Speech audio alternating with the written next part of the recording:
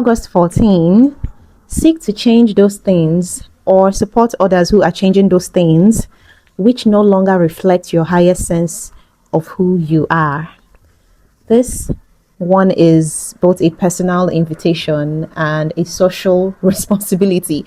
On the personal level, it is saying that growth is not just an inner experience, because at some point the inner transformation has to express itself outwardly, right? The life you are living, the habits you're maintaining, the relationships you're tolerating, the environment you're staying in, all of these need to be periodically examined and evaluated. Do they still reflect who you are becoming, or have you outgrown them while everything around you stayed the same? Because one of the most uncomfortable realities of genuine growth is that you will eventually find yourself in spaces, situations, and sometimes relationships that no longer fit. Not because they were wrong for you ever, but because you have changed, you've outgrown them. And staying in something that no longer reflects your highest sense of who you are it's not humility. It is self-betrayal. It is choosing the comfort of the familiar over the call of becoming. And then the passage extends beyond the personal. It says, if you cannot change something yourself, then support others who are changing it. Now, this is the social dimension of spiritual growth, because there are systems, there are structures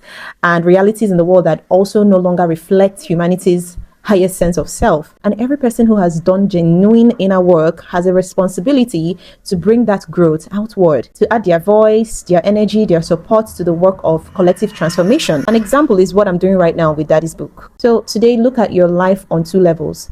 Personally, that is what no longer reflects your highest sense of who you are, what you have outgrown that you are still holding on to out of comfort or fear. And then collectively, what in the world around you that no longer reflects humanity's higher self, and what role you can play in supporting its transformation. Because growth was never meant to stop at the boundary of your own skin. It was always meant to move outward into your life, into your relationships, into the world, starting with the courage to change what no longer fits who you are becoming.